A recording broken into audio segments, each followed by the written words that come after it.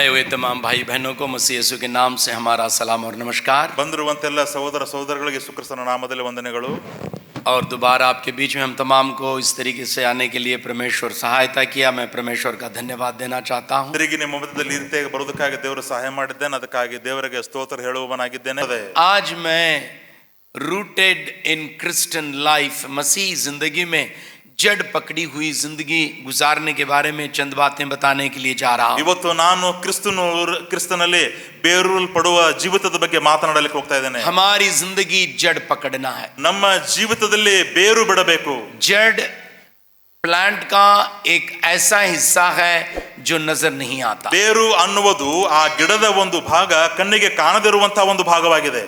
किसी को नजर नहीं आता, ಯಾರಿಗೂ ಅದು ಕಾಣಿಸುವುದಿಲ್ಲ। हमारी प्राइवेट लाइफ कैसी है इंपॉर्टेंट, ನಮ್ಮ ಒಂದು ವೈಯಕ್ತಿಕ ಜೀವಿತ ಪ್ರೈವೇಟ್ ಲೈಫ್ ಹೇಗಿದೆ ಎಂಬುದಾಗಿ ಬಹಳ ಮುಖ್ಯ। हमारी इनर लाइफ कैसी है, ನಮ್ಮ ಒಳಗಿನ ಒಂದು ಜೀವಿತ ಹೇಗಿದೆ। हमारे जड़ जब अच्छे हो जाते हैं, ಯಾವಾಗ ನಮ್ಮ ಬೇರು ಸರಿಯಾಗಿ ಇರುತ್ತದೆಯೋ पौधा मजबूत हो जाता है, ಗಿಡವು ಗಟ್ಟಿಯಾಗುತ್ತದೆ, पेड़ मजबूत हो जाता है, ಮರವು ಹೆಮ್ಮರವಾಗಿ ಬೆಳೆಯುತ್ತದೆ, टहनियां बढ़ना शुरू हो जाती हैं, ಟೊಂಗೆಗಳು ಅದು ಬೆಳೆಯುತ್ತವೆ, हरे हरे पत्ते लहलाना शुरू हो जाते हैं, ಹಸಿರಾದ ಎಲೆಗಳು ಹೊರಗೆ ಬರುತ್ತವೆ, खूबसूरत फल और फूल नजर आना शुरू हो जाते हैं। ಸುಂದರವಾದ ಒಂದು ಫಲಗಳು ಮತ್ತು ಹೂವುಗಳು ಕಾಣಿಸುತ್ತವೆ। जब हमारी जड़ कमजोर है, ಯಾವಾಗ ನಮ್ಮ ಬೇರುಗಳು ಬಲಹೀನವಾಗುತ್ತವೆ, तमाम जिंदगी कमजोर हो जाती है। ಎಲ್ಲ ಜೀವಿತವು ಬಲಹೀನವೇ ಆಗುತ್ತದೆ। लेकिन हम बैरूनी जिंदगी पर बहुत तवज्जो देना शुरू कर देते हैं, ಆದರೆ ನಮ್ಮ ಹೊರಗಿನ ಜೀವಿತದ ಕುರಿತಾಗಿ ಬಹಳಷ್ಟು ಮಹತ್ವ ಕೊಡುತ್ತೇವೆ, अंदर की जिंदगी को इंपॉर्टेंस नहीं देते हैं। ಒಳಗಡೆ ಇರುವ ಜೀವಿತದ ಬಗ್ಗೆ ಅಷ್ಟು ಮಹತ್ವ जब ಕೊಡುವುದಿಲ್ಲ। अंदर जिंदगी मजबूत है,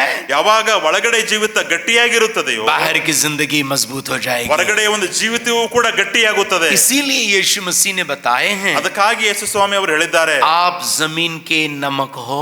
ನೀವು ಭೂಮಿಗೆ ಉಪ್ಪಾಗಿದ್ದೀರಿ। और जमीन के नमक ज्यादा नजर नहीं आता। देखो ನೋಡ್ರಿ, ಭೂಮಿಯ ಮೇಲಿರೋ ಉಪ್ಪು ಹೆಚ್ಚು ಕಾಣುವುದಿಲ್ಲ। नमक जो है अनसीन इनसिग्निफिकेंट एलिमेंट होता है, बहुत ज्यादा नजर नहीं आता। ಉಪ್ಪು ಅನ್ನುವಾಗ ಅದು ಕಣ್ಣಿಗೆ ಕಾಣಿಸುವುದಿಲ್ಲ, ಯಾರು ಗುರುತಿಸದೇ ಇರುವ ಸ್ಥಳದಲ್ಲಿ ಇರುವಂತಹ ಒಂದು ಉಪ್ಪಾಗಿದೆ। दाल में खाने में जब नमक डाला जाता है तो घुल मिल जाता है, नजर ही नहीं आता। ಬೇಳೆಯಲ್ಲಿ ಆ ಉಪ್ಪನ್ನು ಹಾಕುವಾಗ ಬೇಳೆಗೆ ಒಳಗೆ ಅದು ಹೋಗುತ್ತದೆ, ಅದು ಕಣ್ಣಿಗೆ ಕಾಣುವುದಿಲ್ಲ। लेकिन उसका असर हमें महसूस होना शुरू होता ಆದರೆ है। ಅದರ ಪರಿಣಾಮ ನಮಗೆ ಗೊತ್ತಾಗುತ್ತದೆ। इसीलिए हम नमक बनना चाहिए। ಅದಕ್ಕಾಗಿ ನಾವು ಉಪ್ಪಾಗಬೇಕು। मुझे ये अंदर की जिंदगी जब मजबूत नहीं है, ಯಾವಾಗ ಒಂದು ಒಳಗಡೆ ಒಂದು ಜೀವಿತವು ಗಟ್ಟಿಯಾಗಿ ಇರುವುದಿಲ್ಲವೋ, वैसे लोगों को जब लिखता हूं ना, ನಾನು ಯಾವಾಗ ಅಂತವರನ್ನು ನೋಡ್ತೇನಲ್ಲ, बहुत खराब लगता है मुझे। ನನಗೆ ಬಹಳ ಕೆಟ್ಟ ಅನಿಸುತ್ತದೆ। लोगों को देखने के बाद उतना ही नहीं, जब मेरी भी जिंदगी एक बार वैसी हो जाती है तो मुझे बहुत बड़ा गिल्ट फीलिंग हो जाता है। ಜನರನ್ನು ಮಾತ್ರ ನೋಡುವಾಗ ಅಷ್ಟೇ ಅಲ್ಲ, ನನ್ನ ಕುರಿತಾಗಿ ಕೂಡ ನೋಡುವಾಗ ಆಗಿರುವುದಾದರೆ ನನಗೂ ಕೂಡ ಚುಚ್ಚುವಂತ ಮನಸ್ಸಾಗುತ್ತದೆ। मतलब जो बाहर की जिंदगी परमेश्वर पसंद नहीं करता, ಇದರರ್ಥ ಹೊರಗಡೆ ಇರುವ ಜೀವಿತದ ಬಗ್ಗೆ ದೇವರು ಅಷ್ಟು ಇಷ್ಟಪಡುವುದಿಲ್ಲ। उसके बारे में मैं बात करने के लिए जा रहा हूँ। ಅದರ ಕುರಿತಾಗಿ ನಾನು ಮಾತನಾಡಲಿಕ್ಕೆ ಹೋಗ್ತಾ मत्ती ಇದ್ದೇನೆ। सुसमाचार 6 अध्याय के पहले वचन से लेकर 18वें वचन तक हम देखने के लिए जा रहे हैं। ಮತ್ತಾಯನ ಬರೆದ ಸುವಾರ್ತೆ 6ನೇ ಅಧ್ಯಾಯ 1ರಿಂದ 18ನೇ ವಚನದವರೆಗೆ ನೋಡಲಿಕ್ಕೆ ಹೋಗ್ತಾ ಇದ್ದೇವೆ। हमारी अंदरूनी जिंदगी कैसी होना चाहिए, ನಮ್ಮ ಒಂದು ಒಳಗಡೆ ಇರುವ ಜೀವಿತವು ಹೇಗಿರಬೇಕು। पहले वचन से हम ऐसे पढ़ते हैं, ಮೊದಲನೇ ವಚನದಿಂದ ನಾವು ಹೀಗೆ ಓದುತ್ತೇವೆ, खबरदार ऐसी रास्तबाजी के कामों के आदमियों के सामने दिखाने के लिए न करो। ಜನರು ನೋಡಲಿ ಎಂದು ನಿಮ್ಮ ಧರ್ಮ ಕಾರ್ಯಗಳನ್ನು ಅವರ ಮುಂದೆ ಮಾಡಬಾರದು। ನೋಡಿರಿ, इसमें नोडरी बोल के लिखा है ना, नोडरी बोल के लिखा है, देखो। ನೋಡಿರಿ ಎಂಬುದಾಗಿ ಇಲ್ಲಿ ಬರೆಯಲ್ಪಟ್ಟಿದೆ। उर्दू में खबरदार खबरदार खबरदार, ಉರ್ದುನಲ್ಲಿ ನೋಡುವಾಗ ಎಚ್ಚರಿಕೆಯುಳ್ಳವರಾಗಿರಿ ಎಂಬುದಾಗಿದೆ। अंग्रेजी में बीवेयर बीअवेयर बीअवेयर, ಇಂಗ್ಲಿಷ್ ನಲ್ಲಿ ನೋಡುವಾಗ ಬಿ ಅವೇರ್ ಅಂತ ಹೇಳಿದ್ರೆ ಎಚ್ಚರವಾಗಿರಿ हम ಎಂಬುದಾಗಿದೆ। खबरदार रहना है, ನಾವು ಎಚ್ಚರವಾಗಿರಬೇಕು। बाहर की जिंदगी दिखाने वाले नहीं, ಹೊರಗಡೆ ಜೀವಿತವನ್ನು ತೋರಿಸುವಂತವರಲ್ಲ, अंदर हमारी जिंदगी कैसी है। ಒಳಗಡೆ ನಮ್ಮ ಜೀವಿತ ಹೇಗಿದೆ। बहुत सारे विश्वासियों को मैं देखा हूँ, ಬಹಳಷ್ಟು ವಿಶ್ವಾಸಿಗಳನ್ನ ನಾನು ನೋಡಿದ್ದೇನೆ, बहुत सारे पास्टरबानों को भी मैं देखा हूँ, ಬಹಳಷ್ಟು ಸಭಾಪಾಲಕರನ್ನು ನೋಡಿದ್ದೇನೆ। अंदर की जिंदगी को तवज्जो नहीं देते, ಅಂತರದ ಜೀವಿತದ ಕುರಿತಾಗಿ ಅಷ್ಟು ಮಹತ್ವ ಕೊಡುವುದಿಲ್ಲ। बाहर बहुत दिखाने वाले हो जाते हैं, ಹೊರಗಡೆ ತೋರಿಸುವುದಕ್ಕಾಗಿ ಬಹಳ ತೋರಿಸ್ತಾರೆ। और अगर उनके बारे में नहीं बताया गया, ಅದರ ಕುರಿತಾಗಿ ನಾವು ಹೇಳದೆ ಹೋದರೆ उनको बहुत नाराज हो जाती हैं। ಅವರಿಗೆ ಬಹಳ ಬೇಸರವಾಗ್ತದೆ। पास्टर मुल्ला को तालियां बजा के बुलाना, ಪಾಸ್ಟರ್ ಮುಲ್ಲಾಗೆ ಚಪ್ಪಾಳೆ ಹೊಡೆದು ಕರೆಯಬೇಕು, पास्टर आनंद का नाम नहीं लेंगे तो ठंडा हो जाएंगे, ಪಾಸ್ಟರ್ ಆನಂದ್ ಅವರ ಹೆಸರು ತೆಗೆದುಕೊಳ್ಳದೆ ಸ್ಥಳದಲ್ಲಿ ತಂಡ ಆಗಿಬಿಡ್ತಾರೆ. और पास्टर सेबास्टियन का नाम नहीं पुकारेंगे तो कुछ हो जाए, गड़बड़ हो जाएगी. ಪಾಸ್ಟರ್ ಸೆಬಾಸ್ಟಿಯನ್ ಹೆಸರು ತೆಗೆದುಕೊಳ್ಳದೆ ಹೋದರೆ ಏನೋ ಗಡಬಡ ಆಗಿಬಿಡುತ್ತದೆ. मतलब हमारे अंदर की जिंदगी को हम देखते नहीं, ನಾವು ನಮ್ಮ ಒಳಗಡೆ ಇರುವ ಜೀವಿತದ ಬಗ್ಗೆ ನೋಡುವುದಿಲ್ಲ. अपने बारे में लोग क्या कहते हैं ನಮ್ಮ ಕುರಿತಾಗಿ ಜನರು ಏನ್ ಹೇಳ್ತಾರೆ, और अपने बारे में लोगों की राय क्या है और उनका ओपिनियन क्या है, इसके बारे में बहुत इंपॉर्टेंस देने वाले ನಮ್ಮ हो जाते हैं. ಕುರಿತಾಗಿ ಜನರು ಏನು ಅನ್ನಿಸ್ಕೊಳ್ತಾರೋ, ಯಾವ ಊಹೆ ಮಾಡ್ತಾ ಇದ್ದಾರೆ ಎಂಬುದರ ಮೇಲೆ ನಮಗೆ ಮನಸ್ಸಿರುತ್ತದೆ. इसलिए यीशु मसीह कह रहे हैं खबरदार खबरदार खबरदार. ಅದಕ್ಕಾಗಿ ಯೇಸು ಸ್ವಾಮಿಗಳು ಹೇಳ್ತಾ ಇದ್ದಾರೆ, ಎಚ್ಚರವಾಗಿರ್ರಿ, ನೋಡಿರಿ ನೋಡಿರಿ ಎಂಬುದಾಗಿ. और ಎಚ್ಚರವಾಗಿರಿ, खबरदार रहो खबरदार रहो खबरदार रहो. ಎಚ್ಚರವಾಗಿರ್ರಿ ಎಚ್ಚರವಾಗಿರಿ ಎಂಬುದಾಗಿ ಹೇಳ್ತಾ ಇದ್ದಾರೆ. लूक सुसमाचार 12वें अध्याय को अगर आप पढ़ेंगे, ಲೂಕನ ಬರೆದ ಸುವಾರ್ತೆ 12ನೇ ಅಧ್ಯಾಯ ಓದಿದರೆ 8 बार यीशु मसीह अपने पास आए हुए लोगों को कह रहे हैं खबरदार खबरदार खबरदार खबरदार. ತನ್ನ ಬಳಿಗೆ ಬಂದಿರುವಂತಹ ಜನರಿಗೆ 8 ಸಲ ಎಚ್ಚರವಾಗಿರ್ರಿ ಎಚ್ಚರವಾಗಿರ್ರಿ ಎಚ್ಚರವಾಗಿರಿ ಎಂಬುದಾಗಿ ಹೇಳಿದ್ದಾನೆ. आप भटक न जाएं, ನೀವು ಯಾರು ಕಳೆದುಕೊಂಡು ಹೋಗಬಾರದು, आप दूसरी जगह पर चलने वाले न हो ನೀವು जाएं. ಬೇರೆ ಮಾರ್ಗವನ್ನು ಹಿಡಿದು ಹೋಗಬಾರದು. यीशु मसीह की जिंदगी अंदरूनी जिंदगी होना चाहिए. ಯೇಸು ಸ್ವಾಮಿಯ ಒಂದು ಜೀವಿತ ಒಂದು ಅಂತರ್ಯದ ಒಂದು ಜೀವಿತವಾಗಿರಬೇಕು. पहले वचन में परमेश्वर के यीशु मसीह बता रहे हैं खबरदार अपने रास्तबाजी के कामों को आदमियों के सामने दिखाने के लिए न करो. ಅದಕ್ಕಾಗಿ ಮತ್ತಾಯನ ಬರೆದ ಸುವಾರ್ತೆ 6ನೇ ಅಧ್ಯಾಯದಲ್ಲಿ 1ನೇ ವಚನದಲ್ಲಿ ಹೇಳ್ತಾ ಇದ್ದಾನೆ, ಯೇಸು ಸ್ವಾಮಿ ಅವರು ಎಚ್ಚರವಾಗಿರಿ, ಜನರು ನೋಡಲಿ ಎಂದು ನಿಮ್ಮ ಧರ್ಮ ಕಾರ್ಯಗಳನ್ನು ಅವರ ಮುಂದೆ ಮಾಡಬಾರದು. दिखाने के लिए न करो, ತೋರಿಸುವುದಕ್ಕಾಗಿ ಮಾಡಬೇಡ್ರಿ. लोग कुछ अपने बारे में कहने के लिए न करो, ಜನರು ಹೇಳಲಿ ಅಥವಾ ನೋಡಲಿ ಎಂಬುದಕ್ಕಾಗಿ ಮಾಡಬೇಡ್ರಿ. लोगों के बारे में अच्छा दिखाने के लिए न करने वाले बनो. ಜನರ ಒಂದು ತೋರಿಸುವುದಕ್ಕಾಗಿ ನೀವು ಮಾಡುವ ಆಗಿರಬಾರದು. नहीं तो तुम्हारे बाप के पास जो आसमान पर है तुम्हारे लिए कोई अजर नहीं है, कोई प्रॉफिट नहीं है. ಹಾಗೆ ಮಾಡಿದರೆ ಪರಲೋಕದಲ್ಲಿರುವ ನಿಮ್ಮ ತಂದೆಯ ಹತ್ತಿರ ನಿಮಗೆ ಫಲ ದೊರೆಯೋದು. परमेश्वर के बारे में बता रहे हैं, ದೇವರ ಕುರಿತಾಗಿ ಹೇಳಲ್ಪಡ್ತಾ ಇದೆ. परमेश्वर आसमान पर है, ದೇವರು ಪರಲೋಕದಲ್ಲಿದ್ದಾನೆ. परमेश्वर तुम्हारा बाप है. ದೇವರು ನಿಮ್ಮ ತಂದೆಯಾಗಿದ್ದಾನೆ. तुम्हारा बाप होने के बावजूद भी, ನಿಮ್ಮ ತಂದೆ ಆದಾಗಿಯೂ ಕೂಡ, तुम उसके बच्चे होने के बावजूद भी, ನೀವು ಆತನ ಮಕ್ಕಳು ಇದ್ದಾಗಿಯೂ ಕೂಡ, तुम आपका रिश्ता उसके साथ होने के बावजूद भी ನಿಮ್ಮ ಸಂಬಂಧ ಆತನೊಟ್ಟಿಗೆ ಇದ್ದಾಗಿಯೂ ಕೂಡ, दिखावे के लिए कुछ करने वाले हो जाएंगे. ತೋರಿಸುವುದಕ್ಕಾಗಿ ನಾವು ಏನಾದರೂ ಮಾಡುವುದಾದರೆ कुछ भी चीजें परमेश्वर से नहीं मिलेगा. ಯಾವುದು ಕೂಡ ದೇವರಿಂದ ನಮಗೆ ದೊರೆಯುವುದಿಲ್ಲ. भले ही परमेश्वर आपका पिता क्यों न हो, ದೇವರು ನಿಮ್ಮ ತಂದೆ ಆಗಿದ್ದಾಗಿಯೂ ಕೂಡ, भले ही आप उसके बच्चे भी क्यों न हो, ನೀವು ಆತನ ಮಕ್ಕಳು ಇದ್ದಾಗಿಯೂ ಕೂಡ, याद रखे खुदा से कुछ चीजें नहीं मिलेगी. ನೆನಪಿಟ್ಟುಕೊಳ್ಳ್ರಿ, ದೇವರಿಂದ ತಂದೆಯಿಂದ ಏನೂ ಬರುವುದಿಲ್ಲ ನಿಮಗೆ. खाने वाले नहीं होना है. ನಾವು ತೋರಿಸುವವರಾಗಬಾರದು. एक बार पास्टर क्रिस्टोफर आकर बताने लगे, ಒಂದು ದಿನ ಪಾಸ್ಟರ್ ಕ್ರಿಸ್ಟೋಫರ್ ಬಂದು ನಮಗೆ ಹೇಳ್ತಾ ಇದ್ರು, ये औरतें जो है साड़ी के ऊपर कुछ लगाते हैं, चिपकाते हैं, देखे ना चमकता है वो. ಕೆಲವು ಸ್ತ್ರೀಯರು ಸಿರೆ ಮೇಲೆ ಏನೋ ಇಲ್ಲಿ ಅಂಟಿಸಿಕೊಳ್ತಾರೆ. और वो पास्टर कहते हैं जब अंदर रहता है तो चुभना वाला हो जाता है. ಆದ್ರೆ ಅದು ಯಾವಾಗ ಒಳಗಡೆ ಇರ್ತದೆ ಅದು ಚುಚ್ಚುವಂತದ್ದಾಗುತ್ತದೆ. ये बाहर दिखाने का बाहर ही रहना चाहिए, ಅದು ಹೊರಗಡೆ ತೋರಿಸುವಂತದ್ದು ಹೊರಗಡೆನೇ ಇರಬೇಕು. अंदर का अंदर, बाहर का अंदर नहीं आना चाहिए. ಆ ಹೊರಗಡೆದು ಒಳಗಡೆ ಬರಬಾರದು. सो हम बाहर का बाहर ही रहना, अंदर का अंदर ही रहना है. ಅದಕ್ಕಾಗಿ ಹೊರಗಡೆ ಇರುವಂತದ್ದು ಹೊರಗಡೆ ಇರಬೇಕು, ಒಳಗಡೆ ಇರುವಂತದ್ದು ಒಳಗಡೆ ಇರಬೇಕು. दिखाने के लिए कुछ न करो. ತೋರಿಸುವುದಕ್ಕಾಗಿ ಏನು ಮಾಡಬೇಡ್ರಿ. और उसके बाद दूसरे वचन में यीशु मसीह बता रहे हैं, ಅದಾದ್ಮೇಲೆ 2ನೇ ವಚನದಲ್ಲಿ ಯೇಸು ಸ್ವಾಮಿ ಹೇಳ್ತಾ जब ಇದ್ದಾರೆ, तुम खैरात करो तो अपने आगे नरसिंगा न बजाओ जैसे रियाकार इबादत खाना और रुकुचू में करते हैं ताकि लोग उनकी बड़ाई करें. ಆದುದರಿಂದ ನೀವು ಧರ್ಮ ಕೊಡುವಾಗ ನಿನ್ನ ಮುಂದೆ ಕೊಂಬೂದಿಸಬೇಡ, ಜನರಿಂದ ಹೊಗಳಿಸಿಕೊಳ್ಳಬೇಕೆಂದು ಕಪಟಿಗಳು ಸಭಾಮಂದಿರದಲ್ಲಿಯೂ ಬೀದಿಗಳಲ್ಲಿಯೂ ಹಾಗೆ ಮಾಡುತ್ತಾರೆ, ಅವರು ತಮಗೆ ಬರತಕ್ಕ ಫಲವನ್ನು ಹೊಂದಿದ್ದಾಯಿತು ಎಂಬುದಾಗಿ ಸತ್ಯವಾಗಿ ಹೇಳುತ್ತೇನೆ. रियाकार यानी हिपोक्रेट्स के बारे में बता रहा है. ಕಪಟಿಗಳ ಬಗ್ಗೆ ಅಲ್ಲಿ ಹೇಳ್ತಾ ಇದ್ದಾನೆ. कुछ ध्यान धर्म जब करते हैं, ಏನಾದ್ರೂ ದಾನ ಧರ್ಮ ನೀವು ಮಾಡುವುದಾದ್ರೆ वो डंबर बजाते हैं, ढोल बजाते हैं ಅವರು ಡಂಬರ ಹೊಡಿಸ್ತಾರೆ, और कहते हैं कि फला इंसान को फला चीजें फला वक्त फला इंसान दे दिया, ಇಂಥ ಒಬ್ಬ ವ್ಯಕ್ತಿ ಈ ವ್ಯಕ್ತಿಗೆ ಇಂಥ ಕಾರ್ಯಗಳನ್ನು ಕೊಟ್ಟಿದ್ದಾನೆ. और गली में भी करते हैं वैसे. गली they do it in the street. ಆ ಒಂದು ಓಣಿಗಳಲ್ಲೂ ಕೂಡ ಅದನ್ನ ಮಾಡ್ತಾರೆ, चर्च में भी वैसे करते हैं, ಚರ್ಚ್ನಲ್ಲೂ ಕೂಡ ಹಾಗೆ ಮಾಡ್ತಾರೆ. थोड़ा करके बहुत सारी चीजें दिखाने के लिए कर देते हैं. ಸ್ವಲ್ಪವನ್ನಾಗಿ ಮಾಡಿ ಬಹಳಷ್ಟು ಮಾಡಿದ ಹಾಗೆ ಹೇಳ್ತಾರೆ. हमारी जिंदगी में भी ऐसे ही हो जाता है. ನಮ್ಮ ಜೀವಿತದಲ್ಲೂ ಕೂಡ ಹಾಗೆ ಆಗುತ್ತದೆ. थोड़ा करते हैं, ज्यादा बोलते हैं. ಸ್ವಲ್ಪವೇ ಮಾಡುತ್ತೇವೆ, ಬಹಳಷ್ಟು ಹೇಳುತ್ತೇವೆ. जब मैं बच्चा था तो ये गीत पोएम तोते के बारे में पढ़ते थे, खाता कम है फेंकता ज्यादा है. ನಾನು ಚಿಕ್ಕವನಿದ್ದಾಗ ಒಂದು ಹಾಡು ಅಂತ ಇದ್ದೀವಿ ಗಿಳಿಯ ಬಗ್ಗೆ, ಅದು ತಿನ್ನುವುದು ಸ್ವಲ್ಪವೇ, ಚೆಲ್ಲುವುದು ಬಹಳಷ್ಟು ಎಂಬುದಾಗಿ. हमारे अब्बा उसके बारे में मुझे बताया करते थे, ನಮ್ಮ ತಂದೆಯವರು ಅದರ ಕುರಿತಾಗಿ ಹೇಳ್ತಿದ್ರು, करता कम है बोलता ज्यादा है. ಮಾಡುವುದು ಸ್ವಲ್ಪ ಹೇಳೋದು ಬಹಳ. हम भी ऐसे हैं, ನಾವು ಕೂಡ ಹಾಗೆ, वो करते बहुत कम है ಮಾಡೋದು ಸ್ವಲ್ಪವೇ लेकिन बोलते ज्यादा है. ಆದ್ರೆ ಹೇಳೋದು ಬಹಳಷ್ಟು ಹೇಳ್ತೇವೆ. इतने बड़ाई के लिए करते हैं वो, ತಮ್ಮನ್ನೇ ತಾವೇ ಹೊಗಳಿಕೊಳ್ಳುತ್ತಾರೆ ಅವರು, नाम की बड़ाई के लिए. ಅವರು ತೋರಿಸುವುದಕ್ಕಾಗಿ ಹೊಗಳಿಕೊಳ್ಳುತ್ತಾರೆ. जब उनका नाम नहीं लिया गया, ಯಾವಾಗ ಅವರ ಹೆಸರು ತೆಗೆದುಕೊಳ್ಳುವುದಿಲ್ಲವೋ, उसके नाम नहीं बताया गया, ಯಾವಾಗ ಅವರ ಹೆಸರು ಹೇಳುವುದಿಲ್ಲವೋ, उनको दर्द हो जाता है. ಅವರಿಗೆ ನೋವಾಗುತ್ತದೆ. अपना नाम बताया जाना है. ನನ್ನ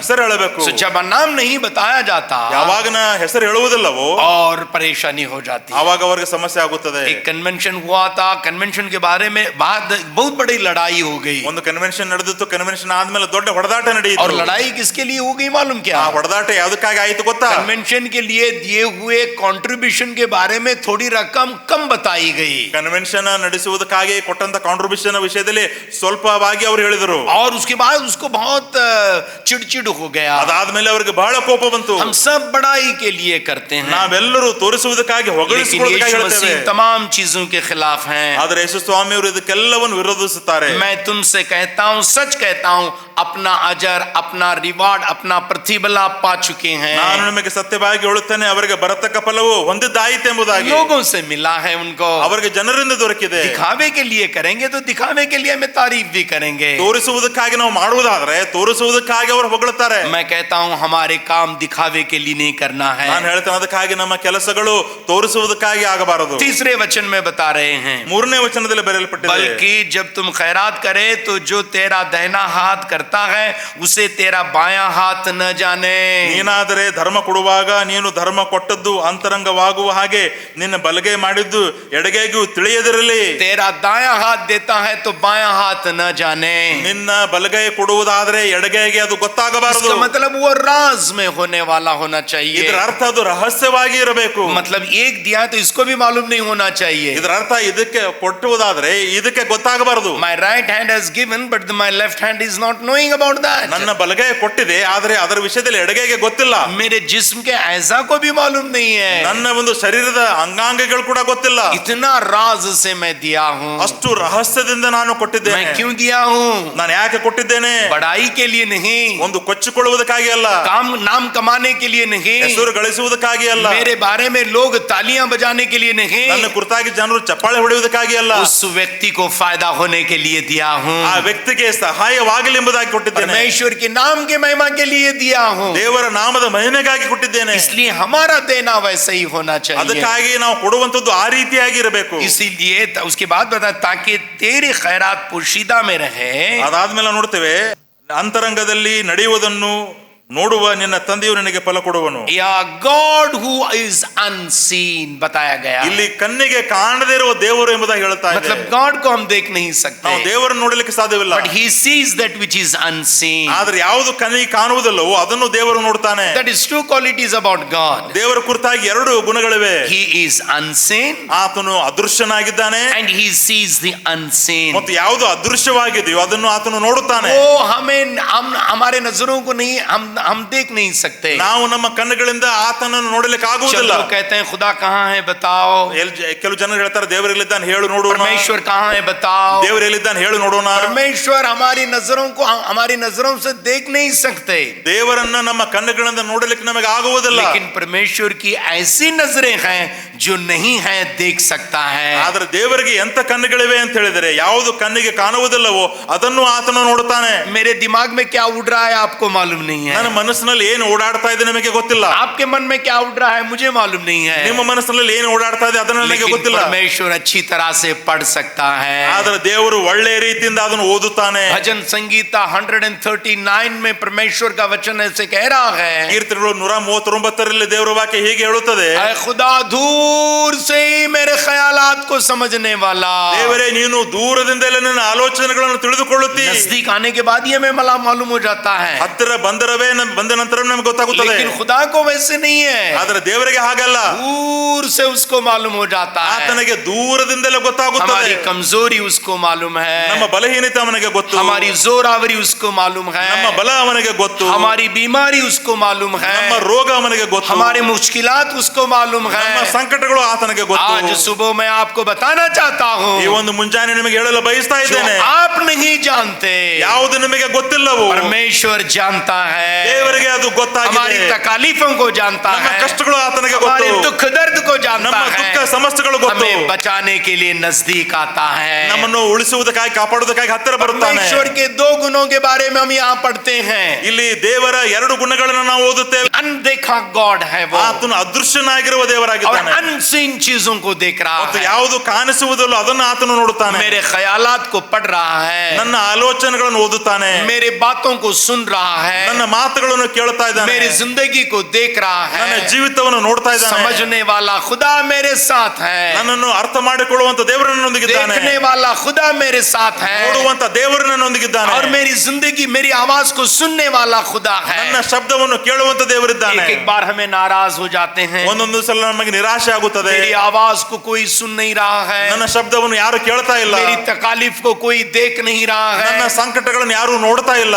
मेरे बारे में कोई समझ नहीं रहा ನನ್ನ है। ಕುರಿತಾಗಿ ಯಾರು ಅರ್ಥ ಮಾಡಿಕೊಳ್ತಾ आज ಇಲ್ಲ. मैं बताना चाहता हूँ, ಇವತ್ತು ನಾನು ನಿಮಗೆ ಹೇಳುತ್ತೇನೆ, तेरे बारे में समझने वाला, ನಿನ್ನ ಕುರಿತಾಗಿ ಅರ್ಥ ಮಾಡಿಕೊಳ್ಳುವವನು, तेरी जिंदगी को देखने वाला, ನಿನ್ನ ಜೀವಿತವನ್ನು ನೋಡುವವನು, तेरी पुकार को सुनने वाला, ನಿನ್ನ ಕೂಗನ್ನು ಕೇಳುವವನು, मुर्दों में से जी उठा यीशु मसीह आज भी जिंदा है, ಸತ್ತವರೊಳಗಿಂದ ಎದ್ದು ಬಂದಂತ ಯೇಸು ಇವತ್ತು ಕೂಡ ಜೀವಂತವಾಗಿದ್ದಾನೆ. और हमारी दुख दर्द को देखने वाला ಮತ್ತು है। ನಮ್ಮ ದುಃಖ ಸಮಸ್ಯೆಗಳನ್ನು तुम्हें ನೋಡುವವನಾಗಿದ್ದಾನೆ. मालूम है, एक दिन जकायो को आको कह रहा है, ನಿಮಗೆ जकायो को कह रहा है, ನಿಮ್ಗೆ ಗೊತ್ತದೆಯಲ್ಲ, ಒಂದು ದಿನ ಜಕಾಯನಿಗೆ ಬಂದು ಹೇಳ್ತಾ छुप ಇದ್ದಾನೆ. के बैठा हुआ है, ಆತನು ಅಡಿಗೆ ಕೂತುಕೊಂಡಿದ್ದ. उसके बारे में किसी को मालूम नहीं ಅವನ है, ಕುರಿತಾಗಿ ಯಾರಿಗೂ ಗೊತ್ತಿಲ್ಲ. कब पेड़ पे चढ़ा मालूम नहीं है, ಯಾವಾಗ ಮರವನ್ನು ಹತ್ತಿದ್ದಾನೆ ಗೊತ್ತಿಲ್ಲ. उसके मन में क्या चीजें दौड़ रही है मालूम नहीं ಅವನ है। ಮನಸ್ಸಿನಲ್ಲಿ ಏನು ಓಡಾಡ್ತಾ ಇದೆ ಯಾರಿಗೂ ಗೊತ್ತಿಲ್ಲ. जब उस पेड़ के नजदीक यीशु मसीह गुजर रहे थे, ಯಾವಾಗ ಆ ಒಂದು ಮರದ ಹತ್ತಿರ ಯೇಸು ಸ್ವಾಮಿ ಅವರು ಬಂದರು, यीशु मसीह को पूरी तरह से पता चला, ಯೇಸುವಿಗೆ ಪೂರ್ಣವಾಗಿ ಗೊತ್ತಾಯಿತು. हमारे अंदर की चीजों को यीशु मसीह जानते ನಮ್ಮ हैं। ಒಳಗಡೆನ ಒಂದು ಸಂಗತಿ ಯೇಸುವಿಗೆ ಗೊತ್ತು. आज मैं आपको बताना चाहता हूँ, ಇವತ್ತು ನಾನು ನಿಮಗೆ ಹೇಳಲು आप ಬಯಸುತ್ತೇನೆ. कहेंगे कि मेरी तकालीफ कोई नहीं जानता, ನೀವು ಹೇಳಬಹುದು ನನ್ನ ಕಷ್ಟಗಳು ಯಾರಿಗೂ ಗೊತ್ತಿಲ್ಲ. कल रात में यही कह रहा था, ನಿನ್ನೆ ರಾತ್ರಿ ನಾನು ಅದನ್ನೇ ಹೇಳ್ತಾ बहुत ಇದ್ದೆ. दिनों से ही मैं प्रार्थना कर रहा हूँ, ಬಹಳ ದಿನಗಳಿಂದ ಇದಕ್ಕಾಗಿ ನಾನು ಪ್ರಾರ್ಥನೆ हमारी ಮಾಡ್ತಾ ಇದ್ದೆ. परेशानी कोई नहीं जानते, ನಮ್ಮ ಸಮಸ್ಯೆಗೆ ಯಾರು ಗೊತ್ತಿಲ್ಲ. हमारे दुख दर्द कोई नहीं ನಮ್ಮ जानते, ದುಃಖ ಸಮಸ್ಯೆ ಯಾರಿಗೂ ಗೊತ್ತಿಲ್ಲ. सिर्फ हमारे सूट बूट दो लोग देखते ಬರೀ हैं, ನಮ್ಮ ಸೂಟ್ ಬೂಟ್ ಮಾತ್ರ ನೋಡ್ತಾರೆ. लेकिन सूट बूट के अंदर और एक सूट बूट भी है, ಆ ಒಂದು ಸೂಟ್ ಬೂಟ್ ಒಳಗಡೆ ಇನ್ನೊಂದು ಸೂಟ್ ಬೂಟ್ ಇದೆ. हमारी तकलीफ को कोई नहीं जानते, ನಮ್ಮ ಸಂಕಟಗಳು ಯಾರಿಗೂ ಗೊತ್ತಿಲ್ಲ. लेकिन एक बात मैं बताना चाहता ಆದ್ರೆ हूँ, ಒಂದು ಮಾತನ್ನ ನಿಮಗೆ ಹೇಳ್ತೇನೆ, जो चीजें दुनिया के लोग नहीं देख सकते, ಯಾವ ಸಂಗತಿಗಳನ್ನು ಲೋಕದ ಜನರು ನೋಡುವುದಿಲ್ಲವೋ, जमीन और आसमान को पैदा किया परमेश्वर देख रहा है, ಭೂಮಿ ಆಕಾಶಗಳು ಉಂಟು ಮಾಡಿದ ದೇವರು ಅದನ್ನು ನೋಡ್ತಾ ಇದ್ದಾನೆ. वो परमेश्वर नहीं है, ಅವನು ದೇವರಲ್ಲ, वो तेरा पिता ಅವನು ನಿನ್ನ है, ತಂದೆಯಾಗಿದ್ದಾನೆ. तेरा बाप ಅವರು है, ನಿನ್ನ तेरा ತಂದೆಯಾಗಿದ್ದಾನೆ. परवरिश या तेरी रखवाली करने वाला ನಿನ್ನನ್ನು है। ಕಾಪಾಡುವವನು ಕಾಯುವವನಾಗಿದ್ದಾನೆ. इसीलिए दाऊद कह रहे हैं, ಅದಕ್ಕಾಗಿ ದಾವೀದನು ಹೇಳ್ತಾನೆ, काश मेरा गुजर मौत की वादी से भी क्यों न हो, ನಾನು ಕಣಿವೆ ಕಾರ್ಗತ್ತನಲ್ಲಿ ದಾಟಿ ಹೋದರೂ ಕೂಡ मैं किसी बला से नहीं डरूंगा, ನಾನು ಯಾವ ಕೇಡಿಗೂ ಹೆದರುವುದಿಲ್ಲ. मेरी दुख को समझने वाला, ನಾನು ದುಃಖವನ್ನು ಅರ್ಥ ಮಾಡಿಕೊಳ್ಳುವವನು, मेरी पुकार को सुनने वाला, ನನ್ನ ಕೂಗನ್ನು ಕೇಳುವವನು, अपनी आशा और लाठी के साथ मेरे साथ है। ಆತನ ಒಂದು ದೊಣ್ಣೆ ಮತ್ತು ಕೋಲು ನನ್ನನ್ನು ತೆಗೆದುಕೊಂಡು मेरे ನಡೆಸುತ್ತದೆ. प्यारे भाई और बहनों, ನನ್ನ ಪ್ರಿಯ ಸಹೋದರ तुम्हारे ಸಹೋದರಿಯರೇ, दुख को देखने वाला ನಿಮ್ಮ है, ದುಃಖಗಳನ್ನು ನೋಡುವವನು, तुम्हारे समस्याओं को देखने ನಿಮ್ಮ वाला है। ಸಮಸ್ಯೆಗಳನ್ನು ನೋಡುವವನು. क्या आप बीमार हैं, ನೀವು ರೋಗಿಯಾಗಿದ್ದೀರೋ, क्या आप लाचार हैं, ನೀವು ದಿಕ್ಕಿಲ್ಲದವರಾಗಿದ್ದೀರೋ, क्या आप परेशान की परेशानी से तड़प रहे ನೀವು हैं, ಕಷ್ಟಗಳಿಗೆ ಒಳಗಾಗಿ ದುಃಖಕ್ಕೆ क्या ಒಳಗಾಗಿದ್ದೀರೋ, आप निराश की समंदर में डूब रहे ನೀವು हैं, ನಿರಾಶೆ ಸಮುದ್ರದಲ್ಲಿ ಮುಳುಗೋಗಿದ್ದೀರೋ, मैं कहता हूँ आपको बचाने के लिए आएगा वो। ನಾನು ಹೇಳ್ತೇನೆ ನಿಮ್ಮನ್ನು ಕಾಪಾಡುವುದಕ್ಕಾಗಿ सो ಬರ್ತಾನೆ. हमारे जड़ मजबूत होना चाहिए, ನಮ್ಮ ಬೇರುಗಳು ಗಟ್ಟಿ ಆಗಬೇಕು. हमारी दुआ लोगों से नहीं, ನಮ್ಮ ಒಂದು ಹೊಗಳಿಕೆ ಜನರಿಂದಲ್ಲ, हमारी प्रार्थना लोगों से नहीं, ನಮ್ಮ ಪ್ರಾರ್ಥನೆ ಜನರಿಂದಲ್ಲ, हमारे विचार लोगों के सामने जाकर बोलने वाले नहीं, ನಮ್ಮ ಒಂದು ವಿಚಾರವನ್ನು ಜನರ ಮುಂದೆ ಹೋಗಿ ಹೇಳುವುದಲ್ಲ, परमेश्वर के सामने जाकर बोलने वाले हो ದೇವರ जाए। ಮುಂದೆ ಹೋಗಿ ಹೇಳುವವರಾಗಿರಬೇಕು. ये मत कहो कि परमेश्वर सब जानता है दे देगा, ऐसे मत कहो। ದೇವರಿಗೆ ಎಲ್ಲ ಗೊತ್ತು, ಅವನು ಕೊಡ್ತಾನೆ ಎಂಬುದಾಗಿ ನೀವು ಹೇಳಬೇಡ್ರಿ. इसी मत्ती सुसमाचार 6 वचन में यीशु मसीह कह रहे ಇದೇ हैं, ಮತ್ತಾಯನ ಬರೆದ ಸುವಾರ್ತೆ 6ನೇ ವಚನದ 6ನೇ ವಚನ परमेश्वर ಹೇಳ್ತಾರೆ, सब कुछ जानता है, ದೇವರಿಗೆ ಎಲ್ಲವೂ ಗೊತ್ತು. लेकिन 7वें अध्याय के 7वें वचन में यीशु मसीह बता रहे हैं, 7ನೇ ಅಧ್ಯಾಯದ 7ನೇ ವಚನದಲ್ಲಿ ಯೇಸು ಸ್ವಾಮಿ ಹೇಳ್ತಾ ಇದ್ದಾರೆ, मांगो तो दिया जाएगा, ಬೇಡ್ರಿ ನಿಮಗೆ ದೊರಕುವುದು, ढूंढो तो पाओगे, ಹುಡುಕಿರಿ ನಿಮಗೆ ಸಿಕ್ಕುವುದು, दरवाजा खटखटाओ तो तुम्हारे लिए दरवाजा खोला जाएगा। ಬಾಗಿಲನ್ನು ತಟ್ಟಿರಿ ಬಾಗಿಲು ನಿಮಗೆ ತೆರೆಯುವುದು। हमारी तकलीफ को जानता है, ನಮ್ಮ ಕಷ್ಟಗಳು ಅವನಿಗೆ ಗೊತ್ತು, हमारे दुख दर्द को पहचानता ನಮ್ಮ है। ದುಃಖ ದರಿದ್ರ ಆತನಿಗೆ ಗೊತ್ತು। हम मुंह खोल कर पूछने वाले होना है, ನಾವು ಬಾಯಿ ತೆರೆದು ಕೇಳುವರಾಗಬೇಕು, उठ कर ढूंढने वाले होना है, ಎದ್ದು ಹುಡುಕುವರಾಗಬೇಕು, पहुंच कर खटखटाने वाले होना है। ಹೋಗಿ ನಾವು ಬಾಗಿಲನ್ನು ತಟ್ಟಬೇಕು। प्रार्थना में 3 चीजों के बारे में यीशु मसीह उस वचन में प्यारो जिक्र कर रहे ಬೇರೆ हैं। ಆ ಒಂದು ವಚನದಲ್ಲಿ ಪ್ರಾರ್ಥನೆ ವಿಷಯದಲ್ಲಿ 3 ಕಾರ್ಯಗಳನ್ನು ಹೇಳ್ತಾ ಇದ್ದಾರೆ। मुंह खोल कर हमें पूछना है, ಬಾಯಿ ತೆರೆದು ನಾವು ಕೇಳಬೇಕು। ऐ परमेश्वर मेरी तकलीफ ये है, ಓ ದೇವರೇ ಈ ನನಗೆ ಕಷ್ಟವಿದೆ, मुझे बच्चे नहीं ನನಗೆ है, ಮಕ್ಕಳಿಲ್ಲ, मुझे नौकरी नहीं ನನಗೆ है, ನೌಕರಿ ಇಲ್ಲ, मेरी शादी नहीं हुई ನನಗೆ है, ಮದುವೆ ಆಗಿಲ್ಲ, मेरी जिंदगी में तरक्की नहीं है। ಜೀವಿತದಲ್ಲಿ ಯಾವುದೇ ಏಳಿಗೆ ಇಲ್ಲ। मुंह खोल कर बोलने वाले, ಬಾಯಿ ತೆರೆದು ಹೇಳುವವರು, सिर्फ दिल में प्रार्थना नहीं, ಅದು ಬರೀ ಹೃದಯದಷ್ಟೇ ಅಲ್ಲ, मुंह खोल कर प्रार्थना करने ಬಾಯಿ वाले, ತೆರೆದು ನಾವು ಹೇಳಬೇಕು। अकेले में जाकर प्रार्थना करने वाले। ಒಬ್ಬರೇ ಹೋಗಿ ನಾವು ಪ್ರಾರ್ಥನೆ ಮಾಡಬೇಕು। जब ये करेंगे, ಇದನ್ನು ನಾವು ಮಾಡುವುದಾದರೆ unseen God will see the trouble that we are going through in our lives. ಅದೃಶ್ಯನಾದ ದೇವರು ಅದೃಶ್ಯವಾಗಿ ಹೋಗುವ ಕಷ್ಟಗಳನ್ನು ಆತನು ನೋಡುವವನಾಗಿದ್ದಾನೆ। हमारी जिंदगी को देखने वाला परमेश्वर ನಮ್ಮ है, ಜೀವಿತವನ್ನು ನೋಡುವ ದೇವರಿದ್ದಾನೆ तो ನಮ್ಮೊಂದಿಗೆ। इसलिए पोशीदगी में रहने वाला खुदा, ಅದಕ್ಕಾಗಿ ಆತನು the God who is in unseen, ಕಣ್ಣಿಗೆ ಕಾಣದೇ ಇರುವ ದೇವರಾಗಿದ್ದಾನೆ। unseen God he is. ಆತನು ಅದೃಶ್ಯನಾಗಿರುವ ದೇವರು, He's a secret God. ಆತನು ರಹಸ್ಯವಾಗಿರುವಂತ So ದೇವರು। इसलिए secretly हमें जाना है। ಅದಕ್ಕಾಗಿ ಆತನು ರಹಸ್ಯವಾಗಿ ತಿಳಿದುಕೊಳ್ತಾನೆ।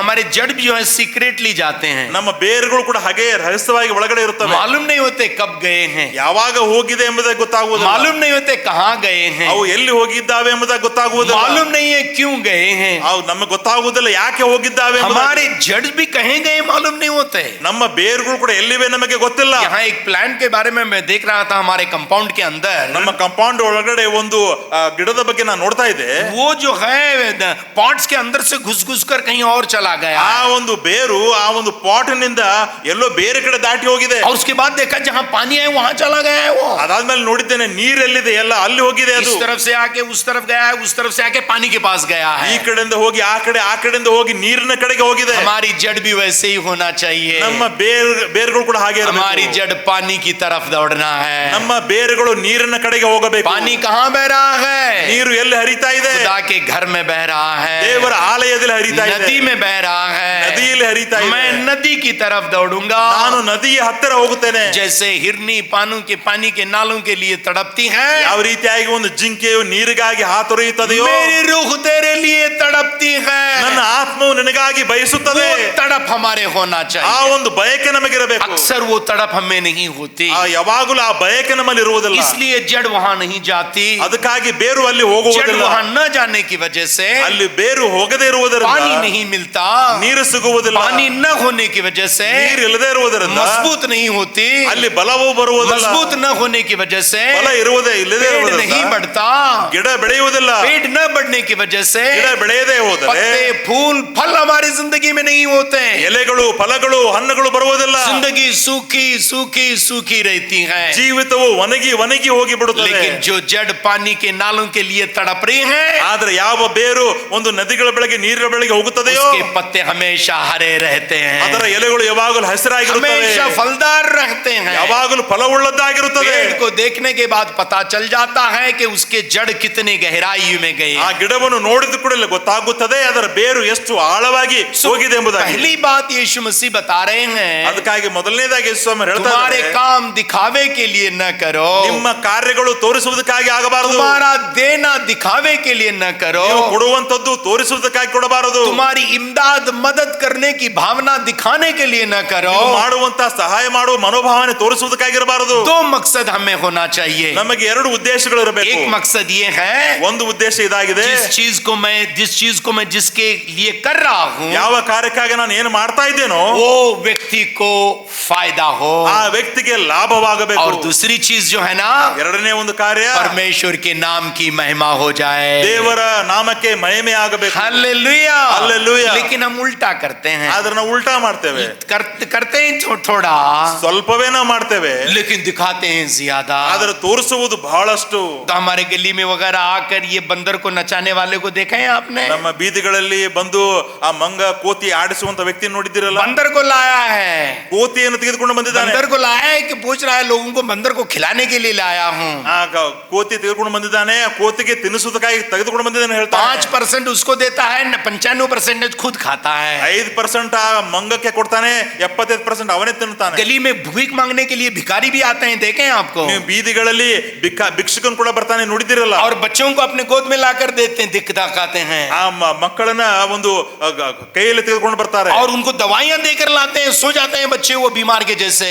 ಆ ಔಷಧ ತಿನ್ನಿಸಿ ತೆಗೆದುಕೊಂಡು ಬರ್ತಾರೆ, ಅವರು ನಿದ್ದೆ ಮಾಡ್ತಾ ಇರ್ತಾರೆ. उनके नाम से ये कमा रहे हैं. ಆ ಮಕ್ಕಳ ಹೆಸರಿನಲ್ಲಿ ಇವರು ಹಣವನ್ನು ಗಳಿಸ್ತಾರೆ. मैं कहता हूं ऐसे लोग हमारे समाज में है. ಅಂತ ಜನರು ನಮ್ಮ ಸಮಾಜದಲ್ಲಿದ್ದಾರೆ. ऐसे चीजों से हमें दूर होना है. ಇಂಥ ಕಾರ್ಯಗಳಿಂದ ದೂರವಿರಬೇಕು. हमारे जड़ अंदर जाना है. ನಮ್ಮ ಬೇರು ಒಳಗಡೆ ಹೋಗಬೇಕು. हमारे जड़ किसी को दिखाने के लिए नहीं. ನಮ್ಮ ಬೇರುಗಳು ಯಾರಿಗೂ ತೋರಿಸುವುದಕ್ಕಾಗಿ ಅಲ್ಲ. ये दिखाने के लिए जो लोग करने के बाद बहुत दर्द हो जाता है मुझे. ತೋರಿಸುವುದಕ್ಕಾಗಿ ಮಾಡುವಂತ ಜನರು ನೋಡುವಾಗ ನನಗೆ ಬಹಳ ನೋವಾಗುತ್ತದೆ. उनको हमेशा मैं डिस्करेज करता हूं. ನಾನು ಯಾವಾಗಲೂ ಅವರಿಗೆ ನಿರಾಶೆನೆ ಪಡಿಸ್ತೇನೆ. इसलिए वैसे लोग पसंद नहीं करते हमें. ಅದಕ್ಕಾಗಿ ಅಂತ ಜನರು ನಮ್ಮನ್ನು ಇಷ್ಟಪಡುವುದಿಲ್ಲ. लेकिन परमेश्वर हमें पसंद करता है. ಆದರೆ ದೇವರು ನಮ್ಮನ್ನು ಇಷ್ಟಪಡುತ್ತಾನೆ. दूसरी बात जो है, ಎರಡನೇದು दुआ के बारे में बताया गया है. ಪ್ರಾರ್ಥನೆ ಬಗ್ಗೆ ಹೇಳಲ್ಪಡ್ತಾ ಇದೆ. हमारा रिश्ता दूसरों के साथ कैसे होना, ये पहले वचन से लेकर चौथे वचन में दिए जाने के बारे में बात करते हुए यीशु मसीह बता रहे हैं. ನಮ್ಮ ಒಂದು ಸಂಬಂಧ ಇತರರೊಂದಿಗೆ ಯಾವ ರೀತಿಯಾಗಿ ಇರಬೇಕು,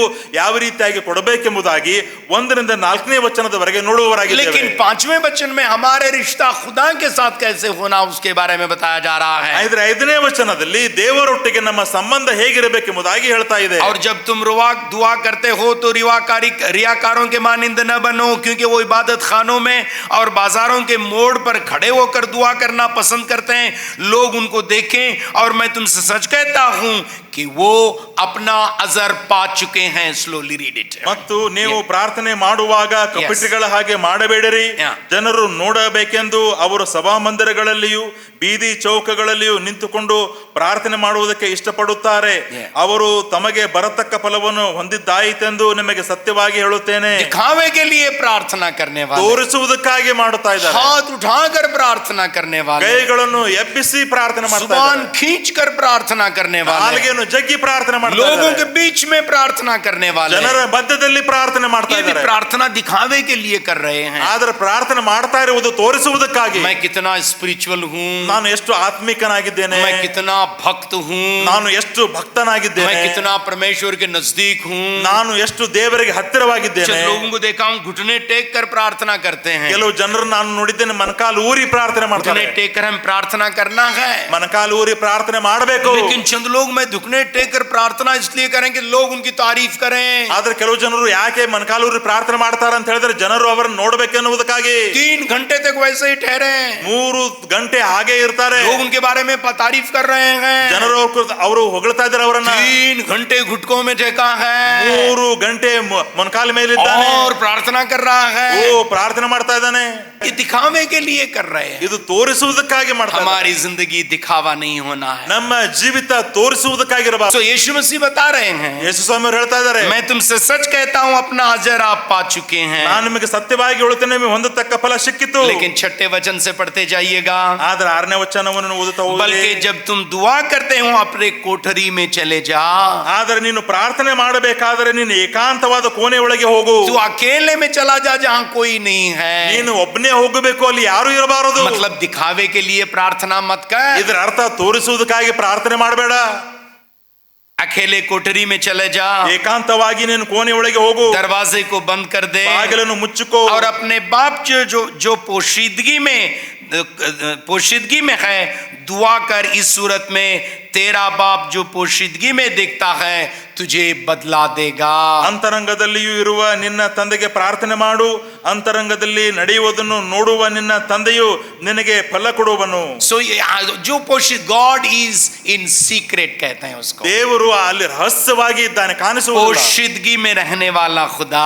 ಅಂತರಂಗದಲ್ಲಿರುವಂತಹ ದೇವರು. खुदा कहाँ रहता है? पोशीदगी में रहता है. ದೇವರು ಎಲ್ಲಿರುತ್ತಾನೆ? ಅಂತರಂಗದಲ್ಲಿ ಇರುತ್ತಾನೆ, हमारे अंदर है, ನಮ್ಮ ಒಳಗಡೆ ಇದ್ದಾನೆ, छुपा हुआ है. ಆತನು ಅವಿತುಕೊಂಡಿದ್ದಾನೆ. वो छुपे हुए इंसान के पास हमें जाना है। ಆ ಅವಿತುಕೊಂಡಿರುವ ದೇವರ ಕಡೆಗೆ ನಾವು सो ಹೋಗಬೇಕು. हमारी जिंदगी दिखाने के लिए नहीं होना है। ನಮ್ಮ ಜೀವಿತ ತೋರಿಸುವುದಕ್ಕಾಗಿ ಇರಬಾರದು. चंद लोग दिखावे के लिए करते हैं, ಕೆಲವು ಜನರು ತೋರಿಸುವುದಕ್ಕಾಗಿ चंद ಮಾಡುತ್ತಾರೆ, लोग दिखावे के लिए कहते हैं। ಕೆಲವು ಜನರು ತೋರಿಸುವುದಕ್ಕಾಗಿ हमारी ಮಾತನಾಡುತ್ತಾರೆ. जिंदगी दिखावा नहीं होना ನಮ್ಮ चाहिए। ಜೀವಿತ ತೋರಿಕೆ ಜೀವಿತವಾಗಬಾರದು. अगर ऐसे करता छू चला गया, ಒಂದು ವೇಳೆ ಹಾಗೆ ಮಾಡುತ್ತಾ ಹೋಗಿಬಿಟ್ರೆ तेरा बदला जरूर दुनिया से मिलेगा। ನಿನಗೆ ಸಿಗಬೇಕಾದ ಪ್ರತಿಫಲ ಲೋಕದಿಂದ ಸಿಗುತ್ತದೆ. दुनिया के लोग आपकी तारीफ करेंगे, ಲೋಕದ ಜನರು ನಿಮ್ಮನ್ನು ಹೊಗಳುತ್ತಾರೆ, दुनिया के लोग आपके बारे में तालियां बजाएंगे, ಲೋಕದ ಜನರು ನಿಮ್ಮ ಕುರಿತಾಗಿ ಚಪ್ಪಾಳೆ आपके ಹೊಡೆಯುತ್ತಾರೆ, बारे में दुनिया को वो पहलाना शुरू कर देंगे। ನಿಮ್ಮ ಕುರಿತಾಗಿ ಲೋಕಕ್ಕೆ ಎಲ್ಲ ಅವರು ಸಾರಿ ಹೇಳ್ತಾರೆ. लेकिन खुदा के जरिए से कोई बदला नहीं मिलेगा।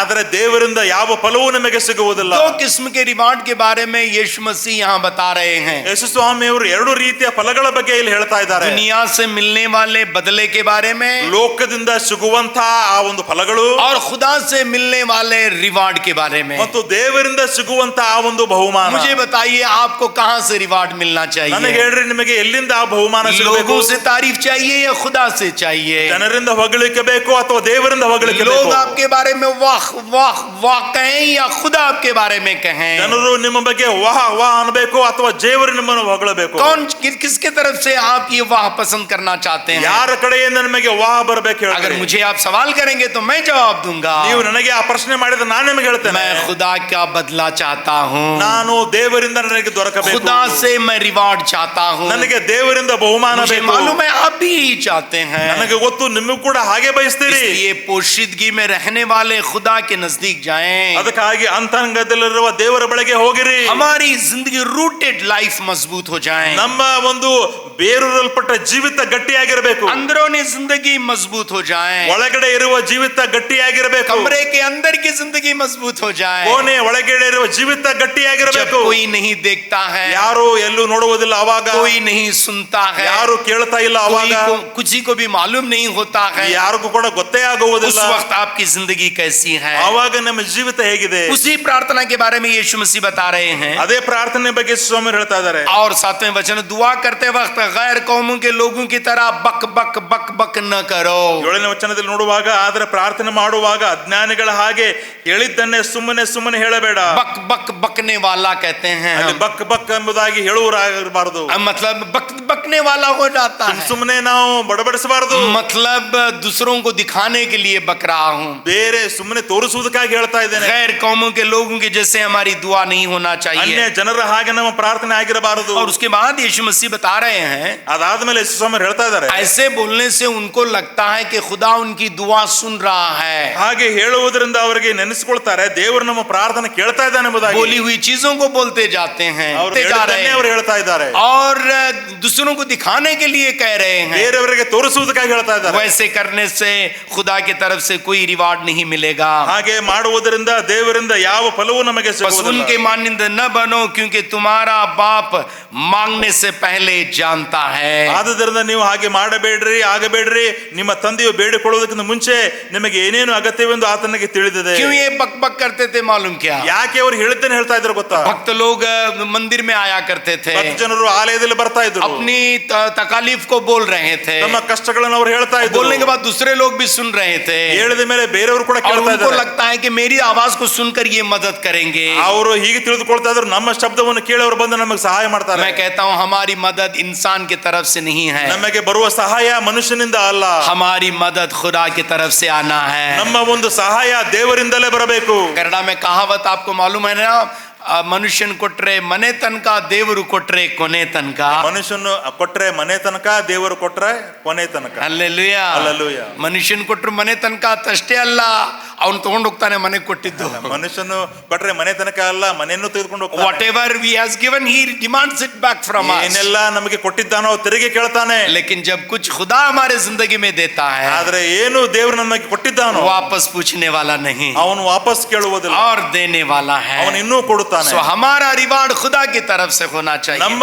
ಒಂದು ಪ್ರತಿಫಲ ದೇವರಿಂದ ಬರಬೇಕು. हमारा देना, हमारा दान धर्म दिखावे के लिए न हो जाए। ನಮ್ಮ ದಾನ ಧರ್ಮ ತೋರಿಸುವುದಕ್ಕಾಗಿ ಆಗಬಾರದು. हमारी प्रार्थना दुखावे के लिए नहीं होना चाहिए। ನಮ್ಮ ಪ್ರಾರ್ಥನೆ ತೋರಿಸುವುದಕ್ಕಾಗಿ एक ಆಗಬಾರದು। बार हमारी प्रार्थना दिखावे के लिए हो जाती है। ಒಂದೊಂದು ಸಲ ನಮ್ಮ ಪ್ರಾರ್ಥನೆ ತೋರಿಸುವುದಕ್ಕಾಗಿ ಆಗುತ್ತದೆ। जब ये चर्च का रिपोर्ट चंद लोग लिखते हैं ना, ಈ ಒಂದು ಚರ್ಚ್ನ ರಿಪೋರ್ಟ್ ಕೆಲವು ಜನರು ಬರೀತಾರಲ್ಲ, और रिपोर्ट जो है लोगों से कुछ पाने के लिए, सपोर्ट के लिए रिपोर्ट है ಈ वो। ರಿಪೋರ್ಟ್ ಅವರು ಕೊಡುವುದು ಬರೆಯುವುದು ಜನರಿಂದ ಒಂದು ಸಪೋರ್ಟ್ ಹೊಂದುವುದಕ್ಕಾಗಿ। नाम उसमें परमेश्वर परमेश्वर परमेश्वर परमेश्वर है, उसमें नाम जो है परमेश्वर परमेश्वर बोल के है, लेकिन वहां परमेश्वर नहीं, लोगों से सपोर्ट के लिए है वो। ಅಲ್ಲಿ ಬರೆಯುವಾಗ ದೇವರು ದೇವರು ದೇವರು ಎಂಬುದಾಗಿದೆ, ಆದ್ರೆ ನಿಜವಾಗಿ ದೇವರಲ್ಲ, ಜನರಿಂದ ಸಪೋರ್ಟ್ ಬೇಕೆಂಬುದಕ್ಕಾಗಿ ಬರೀತಾ ಇದ್ದಾರೆ। हमारा रिपोर्ट सपोर्ट के लिए नहीं, ನಮ್ಮ ಒಂದು ರಿಪೋರ್ಟ್ ಸಪೋರ್ಟ್ ಗಾಗಿ ಅಲ್ಲ, हमारा रिपोर्ट परमेश्वर को खुश करने के लिए है। ನಮ್ಮ ಒಂದು ರಿಪೋರ್ಟ್ ದೇವರನ್ನು ಸಂತೋಷಪಡಿಸುವನು। जॉर्ज मुल्लर के बारे में मैं बार बार आपको बताया हूं। ಜಾರ್ಜ್ ಮುಲ್ಲರ್ ಅವರ ಬಗ್ಗೆ ನಾನು ನಿಮಗೆ ಯಾವಾಗಲೂ ಹೇಳಿದ್ದೇನೆ, वो किसी से अपनी जरूरतें पूछते नहीं थे। ಅವರ ಅವಶ್ಯಕತೆಗಳ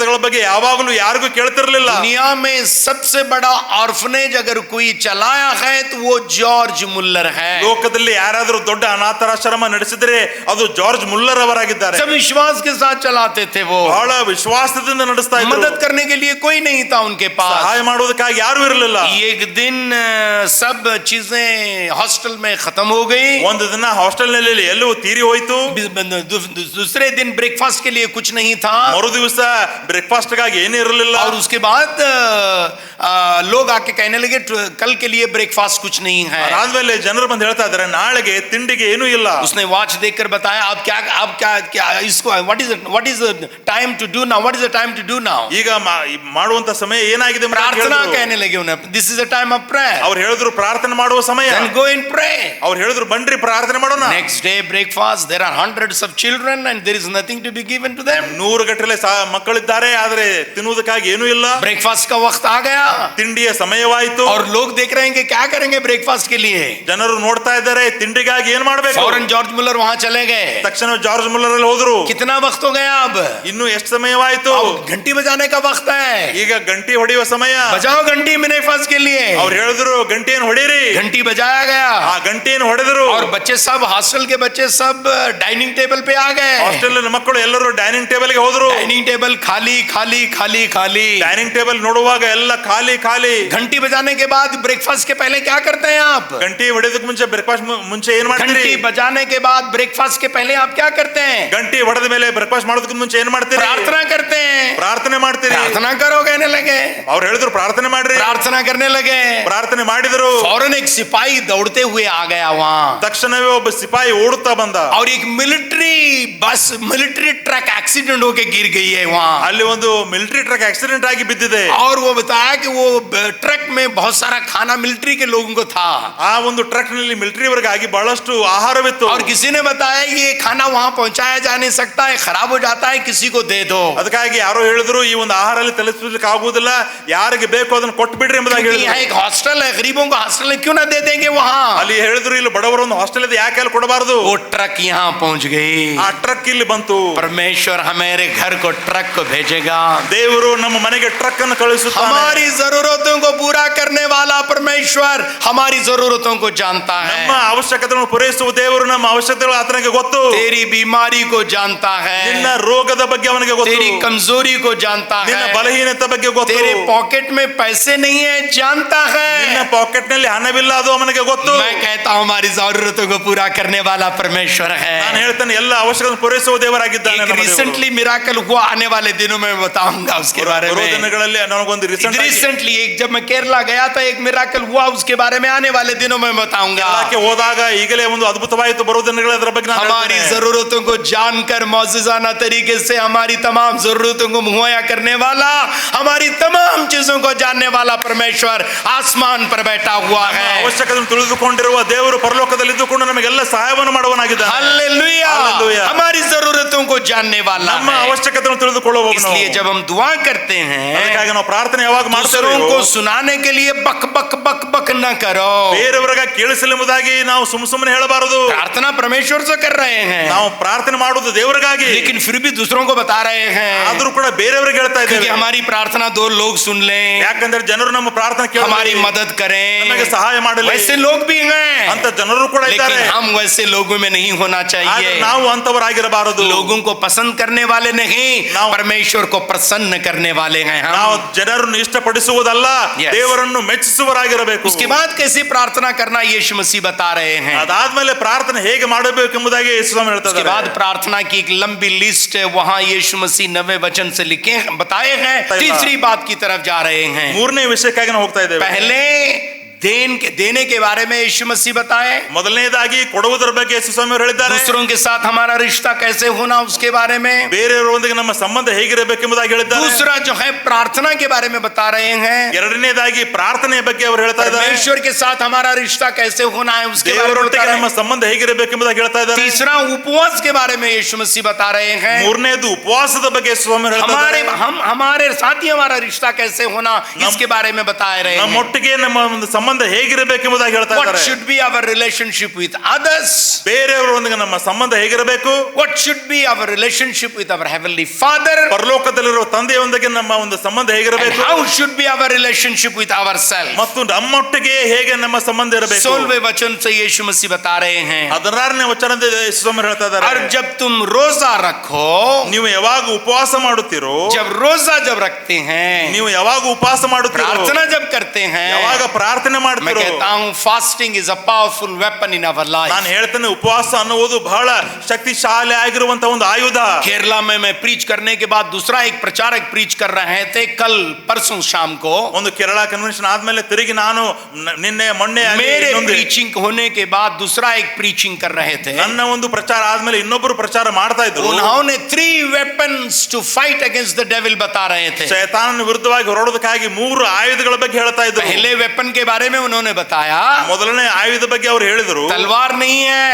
ಅದು ಕತ್ತಿ ಅಲ್ಲ, बॉम्ब नहीं है, ಬಾಂಬ್ ಅಲ್ಲ. पहला वेपन जो है ಮೊದಲನೇ ಒಂದು ಆಯುಧ फास्टिंग फास्टिंग फास्टिंग। ಉಪವಾಸ ಉಪವಾಸ ಉಪವಾಸ. जब हम फास्टिंग करते हैं, ನಾವು ಯಾವಾಗ ಉಪವಾಸ ಮಾಡುತ್ತೇವೆ, किसी एक प्रचार ने बताया है, ಯಾರೋ ಪ್ರಚಾರಕರು ಹೇಳಿದ್ದಾರೆ, जब हम फास्टिंग करते हैं फास्ट दौड़ते हैं हम। ನಾವು ಫಾಸ್ಟಿಂಗ್ ಮಾಡುವಾಗ ಫಾಸ್ಟ್ ಆಗಿ ಓಡ್ತೇವೆ. क्यों फास्टिंग कर रहे हैं? ಯಾಕೆ ಫಾಸ್ಟಿಂಗ್ ಮಾಡ್ತಾ ಇದ್ದೇವೆ? खुदा को बदलने के लिए नहीं, ದೇವರನ್ನು ಬದಲಾಯಿಸುವುದಕ್ಕಾಗಿ ಅಲ್ಲ, खुदा के डिसीजन को बदलने के लिए नहीं, ದೇವರ ತೀರ್ಮಾನ ಬದಲಾಯಿಸುವುದಕ್ಕಾಗಿ ಅಲ್ಲ, खुदा के हाथों को बदलने के लिए ದೇವರ नहीं, ಕೈಗಳನ್ನು ಬದಲಾಯಿಸುವುದಕ್ಕಾಗಿ ಅಲ್ಲ, खुदा के दिल को बदलने के लिए ದೇವರ नहीं, ಹೃದಯ ಬದಲಾಯಿಸುವುದಕ್ಕಾಗಿ ಅಲ್ಲ, हमारी जिंदगी को बदलने के लिए। ನಮ್ಮ ಜೀವಿತವನ್ನು ಬದಲಾಯಿಸುವುದಕ್ಕಾಗಿ. हमारा उपवास महात्मा गांधी उपवास नहीं है। ನಮ್ಮ ಒಂದು ಉಪವಾಸ ಮಹಾತ್ಮ ಗಾಂಧಿ ಉಪವಾಸವಲ್ಲ. महात्मा गांधी क्यों उपवास ले रहे थे?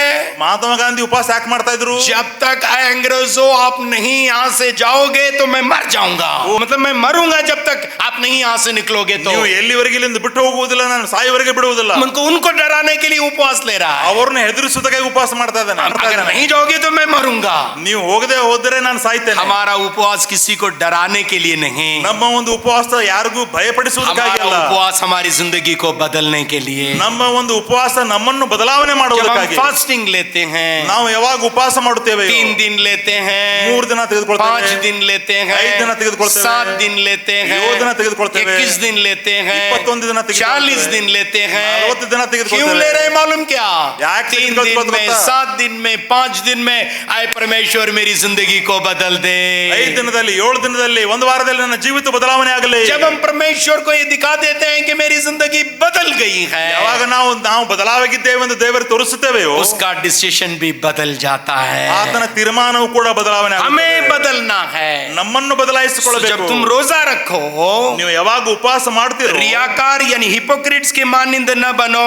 ಕಪಟಿಗಳ ಹಾಗೆ ಮಾಡಬೇಡ್ರಿ. उनका चेहरा उदास हो जाता है, ಅವರ ಮುಖ ಸಪ್ಪಗೆ ಆಗುತ್ತದೆ, 2 किलोमीटर लंबा हो जाता 2 है, ಕಿಲೋಮೀಟರ್ सोडे ಉದ್ದವಾಗುತ್ತದೆ. बाटली के जैसे गाल अंदर चले जाते हैं, ಸೋಡಾ ಬಾಟ್ಲಿ ಹಾಗೆ ಅವರ ಗಲ್ಲುಗಳು मुंह ಒಳಗೆ सूखा ಹೋಗ್ತವೆ. सूखा हो जाता है, ಮುಖವು ಸಪ್ಪಗೆ ಆಗುತ್ತದೆ, होठ जले जले हो जाते हैं। ಅವರ ತುಟಿಗಳು ಒಣಗಿ ಹೋಗುತ್ತವೆ. आनंद आकर पास्टर मुल्ला को कह रहा है, क्या हो गया पास्टर मुल्ला?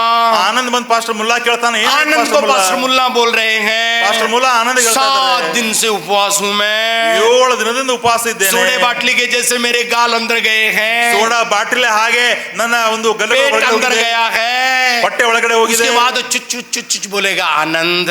ಅವಾಗ ಆನಂದ್ ಅವ್ರಿಗೆ ಚುಪ್ ಚುಪ್ ಚುಪ್ ಅಂತ ಹೇಳ್ತಾರೆ. मतलब वो कहेगा अरे रे रे रे रे रे ऐसे बताएगा. ಅವಾಗ ಆನಂದ್ ಹೇಳ್ತಾರೆ ಅರೆ ರೆ ರೆ ಎಂಬುದಾಗಿ वो ಹೇಳ್ತಾರೆ. आनंद बोलने के बाद मुझे बड़ा आनंद होगा.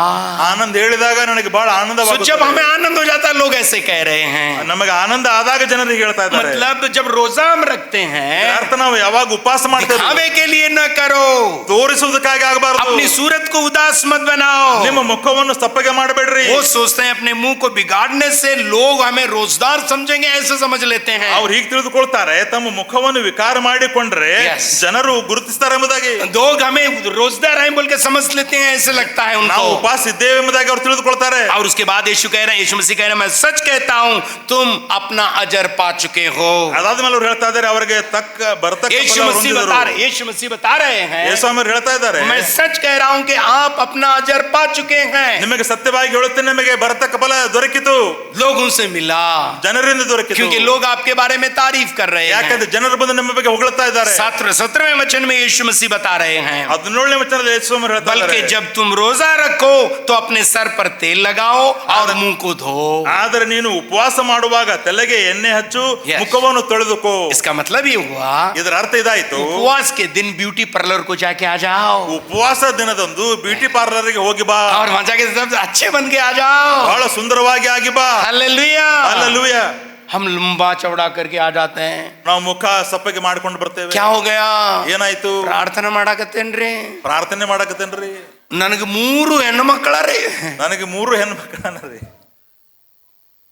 दया की लोगों की दया की तड़प रहे हैं हम. ಜನರ ದಯೆಗಾಗಿ ನಾವು ಬಯಸ್ತಾ ಇದ್ದೇವೆ, लोगों की दया के लिए तरसने वाले नहीं, ಜನರ ದಯೆಗಾಗಿ ನಾವು ಬಯಸಬಾರದು, परमेश्वर की दया के लिए तड़पने वाले. ದೇವರ ದಯೆಗಾಗಿ ಬಯಸಬೇಕು. हालेलुया. ಹಲ್ಲೆಲೂಯಾ. परमेश्वर से हमें दया मिलना है. ದೇವರಿಂದ ನಮಗೆ ದಯೆ ದೊರಕಬೇಕು. तो जब तुम रोजा रखो तो रियाकारों के मानिंद न बनो. ಅದಕ್ಕಾಗಿ ಉಪವಾಸ ಮಾಡುವಾಗ ಕಪಟಿಗಳ ಹಾಗೆ ನೀವು ಆಗಬೇಡಿ. जब रोजा रखते हैं ನೀವು ಉಪವಾಸ ಮಾಡುವಾಗ हमारे सर को तेल मलो ತಲೆಗೆ ಎಣ್ಣೆಯನ್ನು ಹಚ್ಚಿರಿ. और ये आपको क्या कहते हैं उसको, नो पाउडर नहीं, दूसरा है क्या ना, वो फेयर एंड लवली लगाओ. फेयर एंड लवली लगा दो. ಫೇರ್ ಅಂಡ್ ಲವ್ಲಿ ಹಚ್ಕೊಂಡ್ ಬನ್ರಿ. हालेलुया. हालेलुया. अच्छा लगना है. हालेलुया. ನೋಡ್ಲಿಕ್ಕೆ ಸುಂದರವಾಗಿ ಕಾಣಬೇಕು.